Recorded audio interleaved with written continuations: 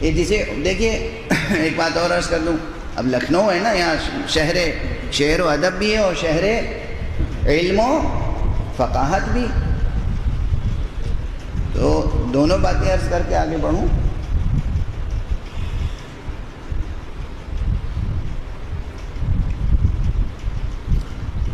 علوم جتنے ہیں، علوم سائنسز، علوم کی دو قسمیں کی گئیں۔ ایک ہے قسم جسے کہتے ہیں علوم عقلیہ، جن کا تعلق عقل سے ہے، logic, mathematics, science, natural sciences کے اکثر شعبے، فزکس، کیمسٹری، بایولوجی، یہ جو نیچرل سائنسز کی، یہ جسے آپ دوسری اصطلاح میں علوم حقیقیہ کہتے ہیں، یہ زیادہ تر کیا ہیں؟ زیادہ تر کیا؟ تمام تر یہ ہیں علوم عقلیہ، یعنی دو چیزیں ادھر اور دو چیزیں ادھر رکھ دی جائیں، اور کسی بچے سے کہا جائے جو ذرا سا شعور رکھتا ہو کہ یہ ملا کے بتاؤ کتنا ہے، یہ ضروری نہیں کہ اس نے اپنے باپ سے، ماں سے، بھائی سے، کسی سے سنا ہو کہ 2 2 4 ہوتے ہیں، وہ بغیر سنے ہوئے بھی کہے گا 2 2 4 ہوتے ہیں، ٹھیک ہے نا؟ تو جو اپنی عقل سے بچہ طے کر لے وہ ہے عقلی بات، لیکن جو بات سنے بغیر ادا نہ ہو پائے، جس کی بنیاد سماعت پر ہو، وہ کہلاتے ہیں علوم نقلیہ۔ لیکن میں ہمیشہ چونکہ نقلی لفظ سے مجھے چڑ ہے، اس لیے میں کہتا ہوں علوم سمعیہ۔ توجہ ہے؟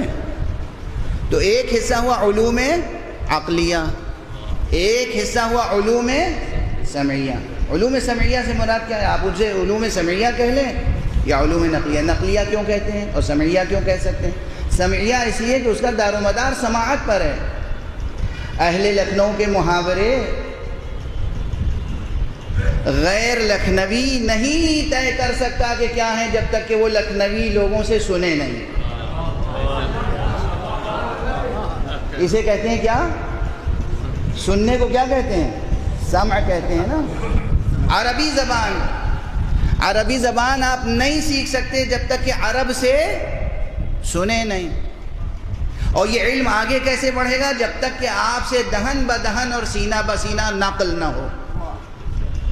چونکہ یہ نسلاً بعد نسل نقل ہوتے ہیں، اس لیے کہلاتے ہیں نقلیہ، اور چونکہ ان کی بنیاد سماعت پر ہے، اس لیے اسے کہتے ہیں سمعیہ۔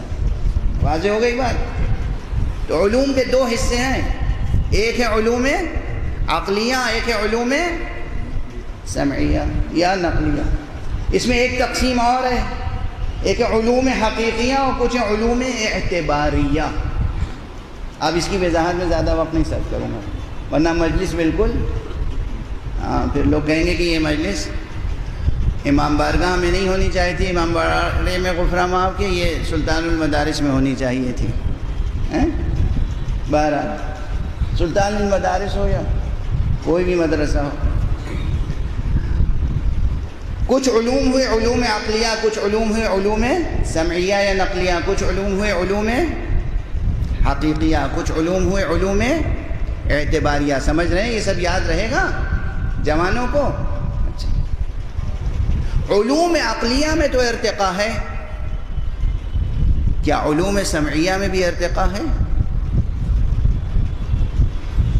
مثال دے دوں، آج سے 40 برس 50 برس پہلے ایک جلد کتاب پتلی سی ہوتی تھی، سائنس کی ہینڈ بک، اسی میں لائف سائنس، کیمسٹری، فزکس تینوں کو پڑھا دیتے تھے، لکھ دیتے تھے، ٹھیک ہے نا؟ اب 50 برس کے بعد ایک ایک تھیورم جو اس زمانے میں پڑھتے تھے اس میں اتنی وسعت ہوئی کہ ایک ایک علم وجود میں آ چکا ہے، شاخ در شاخ علم پھیل رہا ہے، وسعت زمین کا آسمان۔ سائنس میں کتنی ترقی ہو گئی، ایک ایک تھیورم، ایک ایک ایشو، ایک ایک کوشچن پر ایک ایک علم کی بنیاد پڑ گئی. واضح ہے؟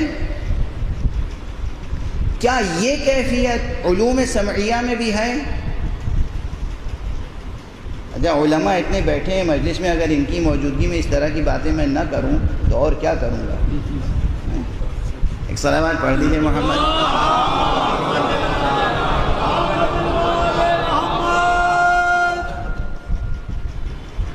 کیا علوم سمعیہ میں، کیا علوم نقلیہ میں ارتقاء ہے یا نہیں ہے؟ ترقی ہے یا نہیں ہے؟ تردد ہو رہا ہے نا جواب میں؟ جواب یہ ہے کہ ہے، وہاں بھی ہے، وہاں بھی ہے. زندگی کی طرح زبانیں بھی زندگی رکھتی ہیں، اور وہ زبانیں ترقی کرتی ہیں اور باقی رہتی ہیں جو زندگی کی رفتار کے ساتھ ساتھ آگے بڑھتی رہیں، اور جو زبانیں وقت کا ساتھ نہیں دیتی وہ زبانیں مر جاتی ہیں.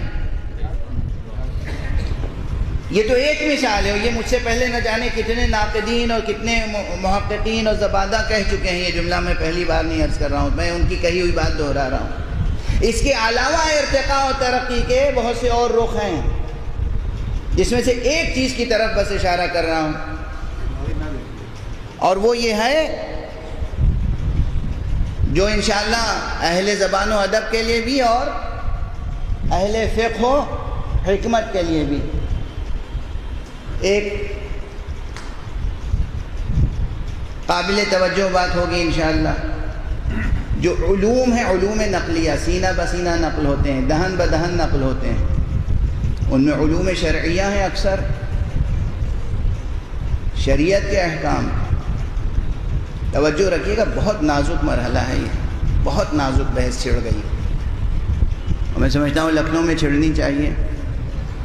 لکھنؤ میں بہت سی کمزور بحثیں چھڑ جاتی ہیں، تو اتنی وزین بحث کیوں نہ چھڑے؟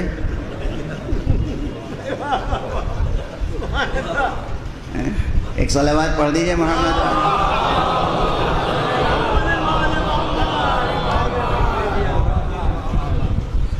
دیکھیے میں کبھی ایسی کوئی بحث نہیں چھیڑتا کہ جس میں سماجی اختلاف پیدا ہو، جس میں مذہبی اختلاف پیدا ہو، جس میں ٹکراؤ پیدا ہو. میں ایسی بحثیں چھیڑتا ہوں کہ جس میں ہمارے جوان سوچیں اور آگے بڑھیں، اور وحدت کا پہلو پیدا ہو، ترقی اور وحدت.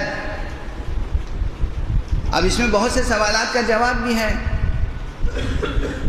شریعت کے احکام، شریعت میں جو فقہی تصورات ہیں، آیا ان میں بھی ترقی ہے یا نہیں؟ بہت نازک ہے. جواب ہے یہاں بھی ہے. کیوں ہے؟ اب ایک جملہ اس فقیر کا یاد رکھیے گا. یہ بہت پہلے ہم نے ایک اپنے عربی مقالے میں لکھا تھا، ایک جملہ عرض کر رہا ہوں. العلم یأبی الجمود. علم جمود آشنا نہیں ہے. یہ جملہ یاد رکھیے گا، علم جمود آشنا نہیں ہے. علم اگر علم ہے تو اس میں ہمیشہ نور کی رفتار سے ترقی ہو رہی ہے. توجہ ہے؟ یاد رکھیں گے یہ جملہ اہل لکھنؤ. علم اگر علم ہے تو اس میں نور کی رفتار سے ترقی ہو رہی ہوگی، کیونکہ علم نور ہے، علم خود نور ہے. پیغمبر اکرم صلی اللہ علیہ وآلہ وسلم نے ارشاد فرمایا ہے، العلم نور یقذفہ اللہ فی قلب من یشاء. علم ایک نور ہے، اللہ جس کے دل میں چاہتا ہے ڈال دیتا ہے. علم نور ہے، علم نور ہے. علم کبھی جامد نہیں ہو سکتا، یعنی علم کہیں ٹھہر نہیں سکتا.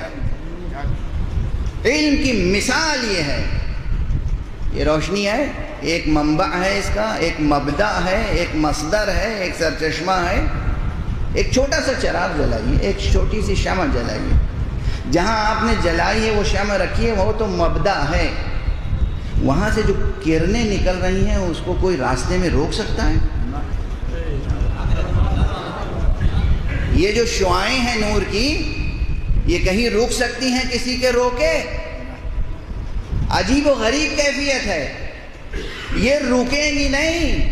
سامنے لا کے کوئی آئینہ کھڑا کر دیجئے، اگر یہ مستقیم نہیں جا سکیں گی تو پلٹ کے سفر جاری رکھیں گی۔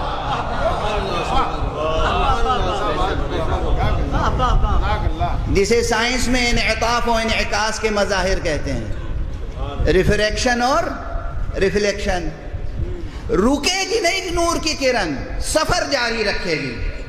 سامنے رکاوٹ آ جائے گی تب بھی سفر جاری رکھے گی۔ واضح ہے؟ یہ نور کی صفت ہے کہ اس میں جمود پیدا نہیں ہو سکتا، اور اگر نور میں جمود پیدا نہیں ہو سکتا تو علم میں بھی جمود پیدا نہیں ہو سکتا۔